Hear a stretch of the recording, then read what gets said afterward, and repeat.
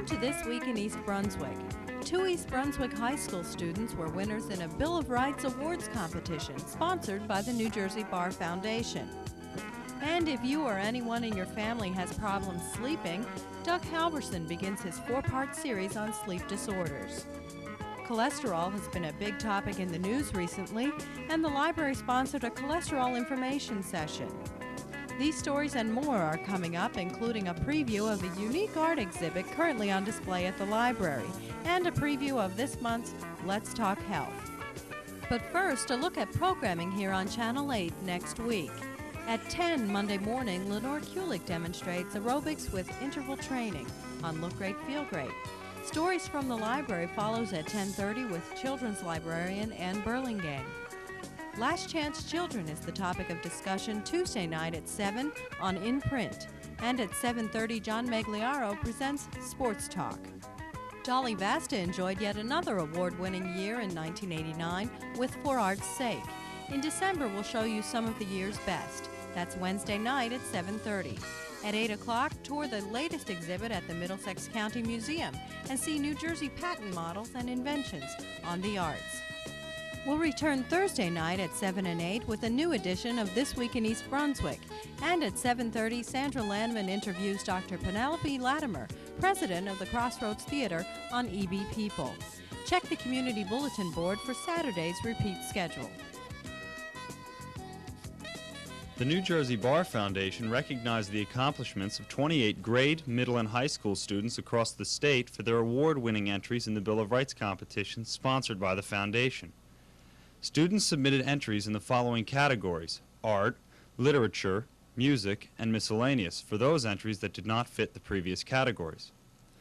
The presentation honored 2 students from the East Brunswick school system.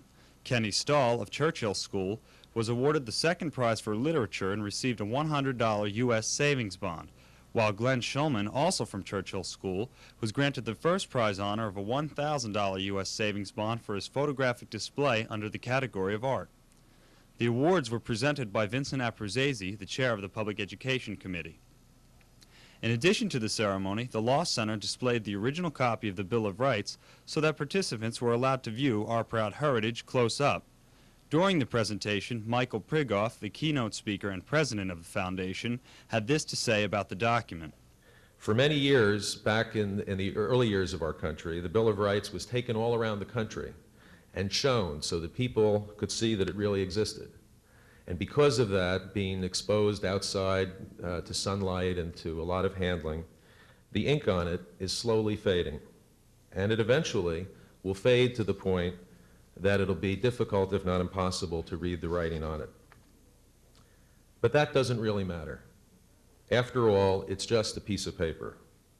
What matters is the idea it stands for, that people are free and have specified rights. What matters is that people are free to speak, to read what they choose, free to complain, free to believe, free to be left alone, and yes, even free to take freedom for granted. You see, it really doesn't matter whether or not the words fade from that piece of paper. What matters is whether the idea of freedom fades from each of our hearts and minds. Freedom is a living idea. We only have to look at what's happening with increasing swiftness in the world around us to see that freedom lives even in countries where it has not been allowed to flourish in government. It lives in people's hearts. The competition was designed to increase public awareness concerning the Bill of Rights and to further recognize the bicentennial of the first ratification of this document by the state of New Jersey on November 20th, 1789. If you are interested in obtaining a free pamphlet containing the first 10 amendments to the U.S. Constitution, stop by the library.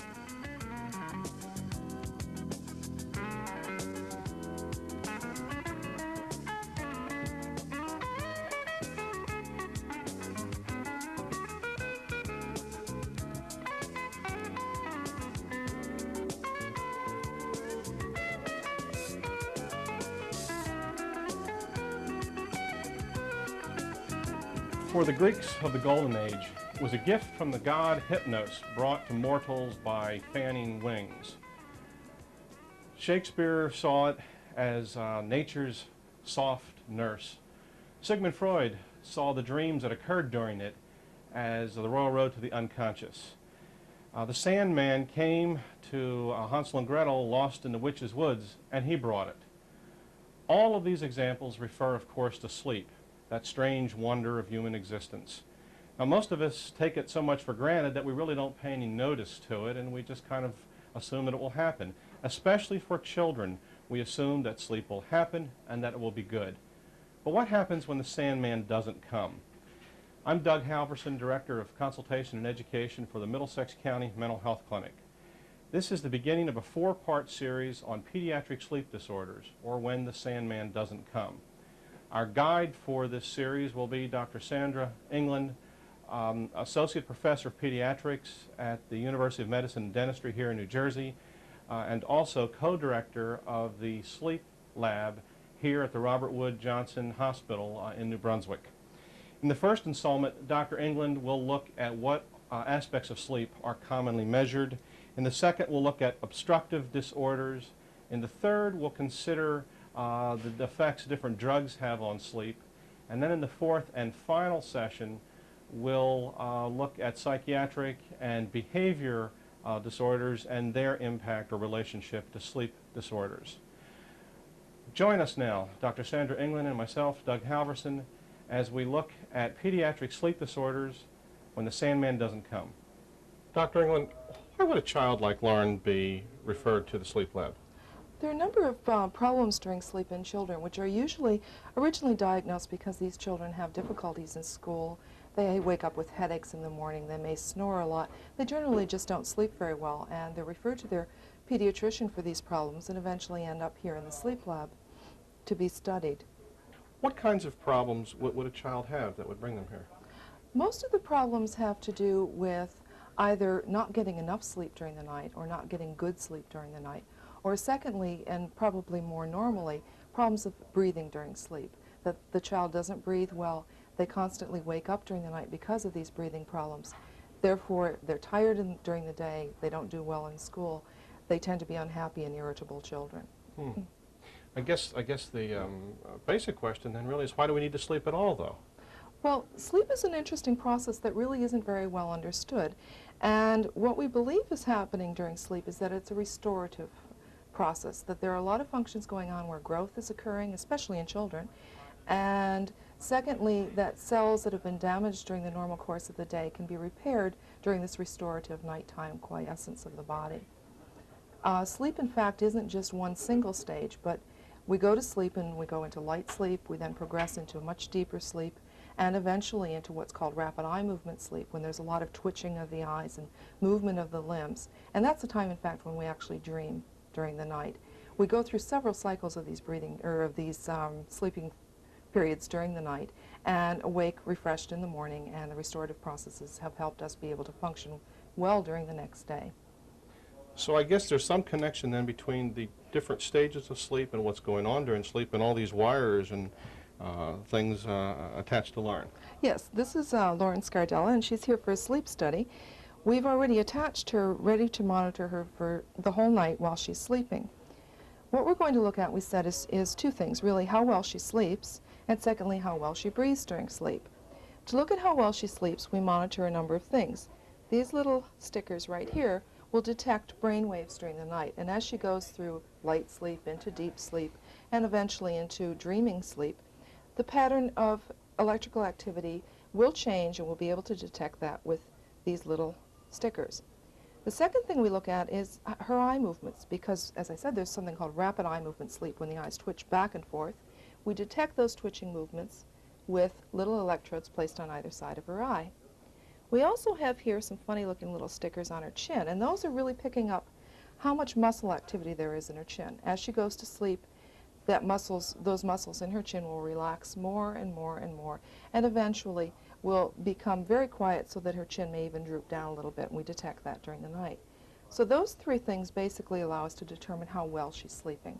It also seems to me that since she keeps almost breaking into a smile, it must not be very painful or uncomfortable even. No, in fact, these are really no problem at all. They're just basically stickers, essentially like Band-Aids, that are placed on the skin and allow us to pick up activity without putting anything inside the child's body at all. It can all be done from the exterior with things that really are not very uncomfortable, although they may look a little bit strange.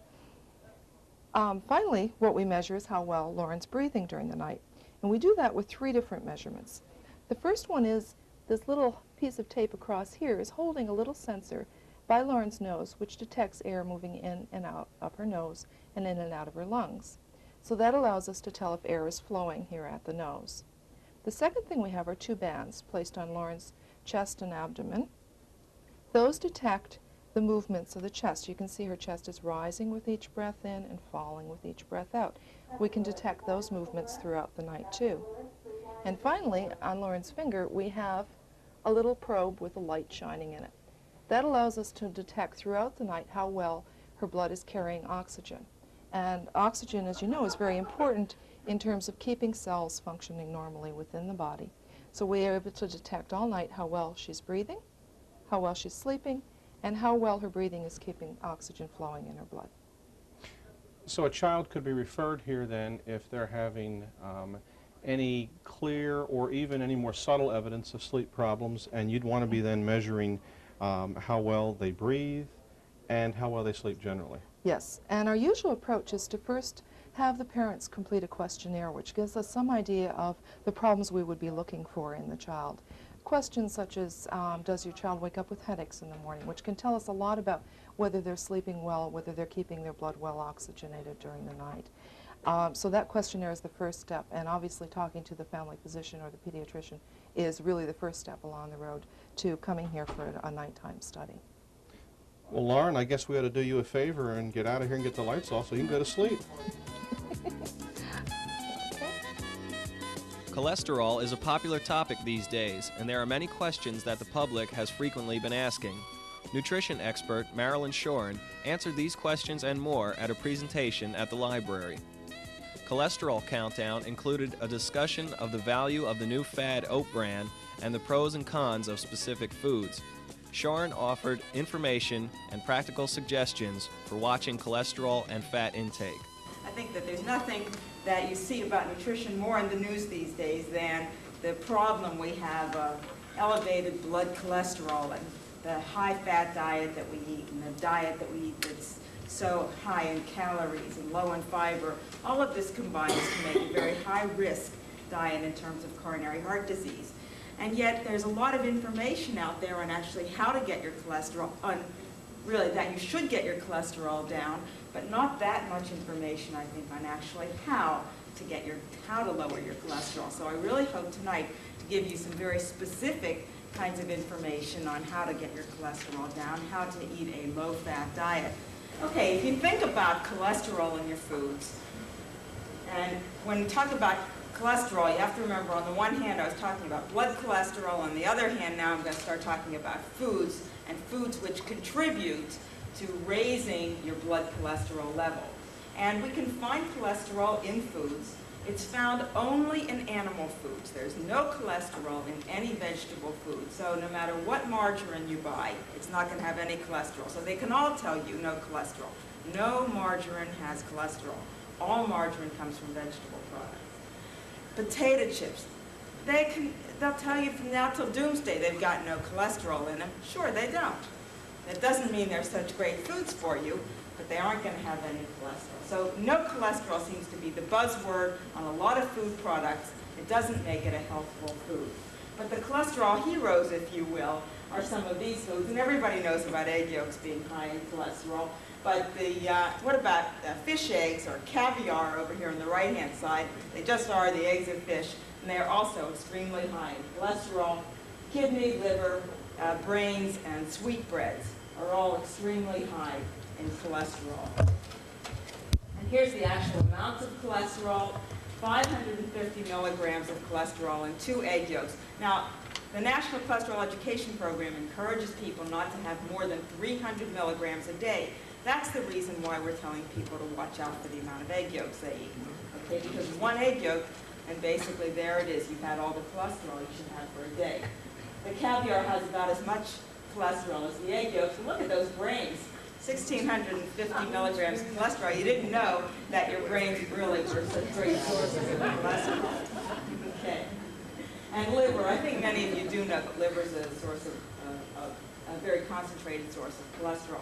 Now, the thing is that eating cholesterol does raise your serum cholesterol, but not nearly as much as eating fat. Eating fat raises your cholesterol much more than the cholesterol. So while I start with this point about cholesterol, I'm really going to push eat less total fat. And that is the main message, because fat raises your cholesterol much more than cholesterol does. What about that pastrami sandwich I was telling you about before? I really will tell you about how to modify it. Well, how much fat do you think there is in this pastrami sandwich? First, let's begin with the diagnosis here. A regular pastrami sandwich, 2 ounces of pastrami has about 17 grams of fat in it. 2 ounces of cheese has another 14 grams. I mean, cheese is really extremely high in fat.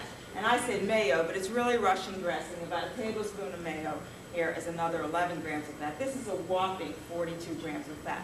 Now, what the heck does that mean anyway, 42 grams of fat? How much fat should you be eating? And that's really the point.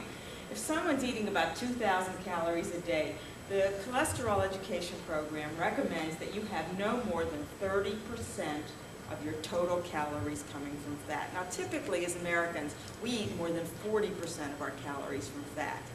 30% of our calories from fat means that you would get no more than 67 grams of fat for the day. 67, if you're eating about 2,000 calories. If you're eating a little bit less, then you would have to have a little bit, be fewer grams, obviously. Currently, we're eating more than 90 grams of fat. Okay, so we need to cut out about 25 grams of fat per day to come down to the guidelines. But here's this sandwich of ours, 42 grams out of the 67 that we're allowed in a day. Boy, we've almost shot the whole day. What else are we going to eat? You know, we eat cereal the rest of the day. This sandwich also has about 650 calories, just that one pastrami sandwich. Well, here's what you can do to change that sandwich. Instead of regular pastrami, switch to turkey pastrami, or one of the low-fat pastramis that you can get in the deli cart of the supermarket.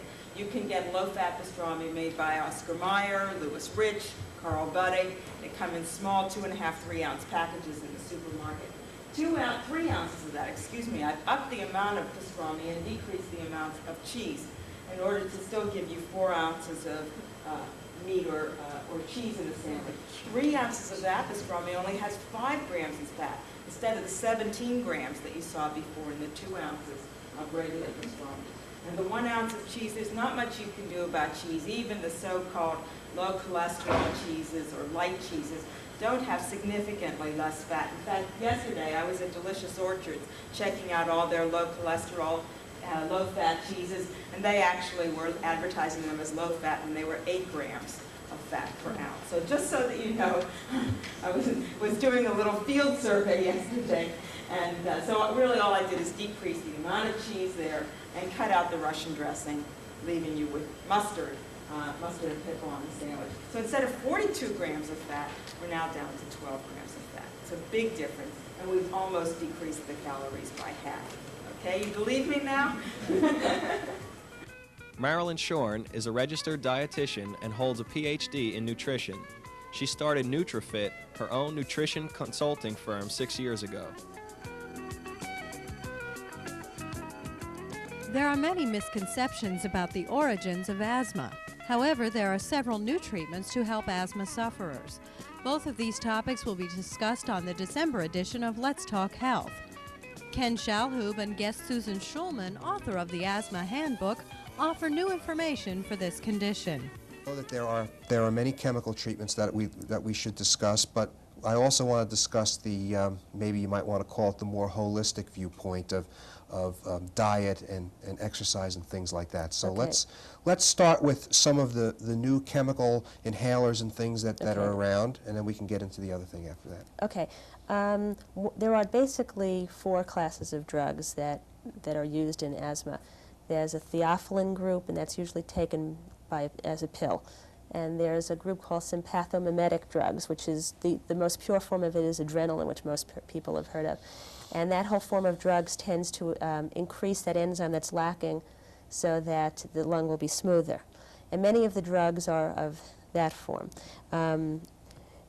This spray, for example, is called Preventil. And at any rate, when I take that spray, I just about get immediate relief. Now, So you don't use that unless you're having an attack? No, not really. It can be, actually, I'm supposed to take that 2 sprays 4 times a day. Oh, I see. But I can also use it in acute situations. And the problem with that, as it is that it was very difficult to administer for younger children, because if any of you have seen some of the sprays that are on television, everyone's seen someone who is, sprayed and inhaled the medication, but it takes some coordination to be able to do that. 2- and 3-year-old children can't do that. Even probably 6- and 7-year-old children might have trouble, especially if they're having an asthma attack and they're afraid. So they've come out with something new called a spacer. And it's a tube. Aero chamber is one and Inspirees is the other. And the spray gets inserted into that spacer. And it does 2 things, actually. One, it's a better penetration because the finer mists of the spray stay in the tube and you inhale them. And the second is that you put your mouth around this spacer, you spray, and then you have some time to inhale. So you don't have to have that magic coordination of this at the same second that you breathe in that you also spray. So it's really helped a great deal because children can use this aero chamber in Inspirees and use the Prevental.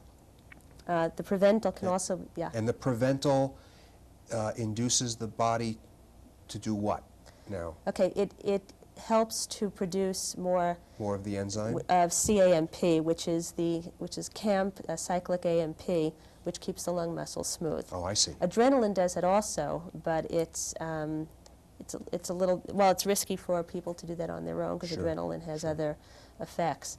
And the Prevental now also comes in a liquid that can be nebulized in a machine like this, which is a Pulmo-Aid. DeVilbiss makes it. In this little bottle is a liquid Prevental. And parents can put that into a little plastic container. I say parents, anyone, adults use this also, but in terms of it's been so wonderful for children who even a year or 2 old. And the machine nebulizes it, turns it into a mist, which then can be inhaled without even having to do anything but breathe normally. And so the administration of this drug has really improved and now children can use it and infants, and a lot of people have been kept out of the emergency room. Let's Talk Health can be seen Thursday, December 21st at 7:30 and Saturday, December 23rd at 12:30. The art exhibit this month at the library is not your typical collection. Wood carvings by a talented Spotswood man are on display throughout December. Fred Mayr, an Austrian-born artist, explained his artistry and form. My interest in wood carving became of a stepping stone by carving into firewood one day, just to do firewood cutting. And I became somehow mind-boggled by faces that were starting to appear from the wood. And so therefore, that's what started it. The training that I've done is all upon myself. It was by looking at other famous artists and gathering my mind and putting them together. And that's the result, is my wood carvings. My other formats were clay, plaster, metal sculptures that I start creating, and they're becoming very, very famous with me right now. I own my own copyright, by the way. And the wood carving just came along as I was progressing with the firewood. The creation of every piece that I utilize is a form of chainsaw, high-speed equipment like Makita, Milwaukee. They're being utilized with sanding discs, et cetera, and the intricacy of the utilization of these tools are being with Fordhams, like the dental equipment, and the philosophy of utilizing it is to be safe, and I just proceed and start terrorizing into the wood, and that's what comes back. Certain pieces might take me 6 months, certain pieces might take me 2 to 3 days, among others might take me a year, depending on the difficulty, the grade of the wood, etc. My sculptures are being created to recognize me in the world, where I can do charity. I like to donate to charity causes, to be in galleries, on exhibit, etc., and to be sponsored by corporations like Steel Chainsaw and Homelight, Makita, etc., where I could utilize their equipment to show how you can refine and be better qualified and to give other people the intentions of learning how to utilize such high-speed equipment with respect. Fred Mayr's wood carvings will be on display at the library throughout December. For more information about the exhibit, contact the library at 390-6950. At the last Township Council agenda meeting, Mayor Jack Sinagra discussed an open space referendum with the council. He suggested to the council his ideas on acquiring land with open space money. But I am not telling you that this $5 million is specifically for this or specifically for that. I will tell you specifically for open space. It is specifically for the future of East Brunswick. And I am hoping that a large portion of it, if not all of it, is used to acquire land here. But that will be up to you, Yeah, actually. this is just for land. It's totally The just swimming land. pool is something This else. has nothing to do with baseball parks. It has nothing to do with swimming pools, but it does have something to do with maybe a new Open law. space. No, but it does have, I shouldn't mislead you, it does have something to do with that. If the land is used, if we're ever gonna have a new library in this town, we're ever gonna have a community center in this town, we're ever gonna have an ice skating rink in this town, we're ever gonna have any of these things that maybe not tomorrow, maybe not 5 years, maybe not 10 years, maybe 20 years from now, we're gonna have. A logical place to have it is here. And unless we buy the land now, we're never going to have it here. Yeah. So, yes, it may have something to do with it, but it's only for the purchase of open space, and it has nothing to do with funding of a swimming pool or any capital expenditure project.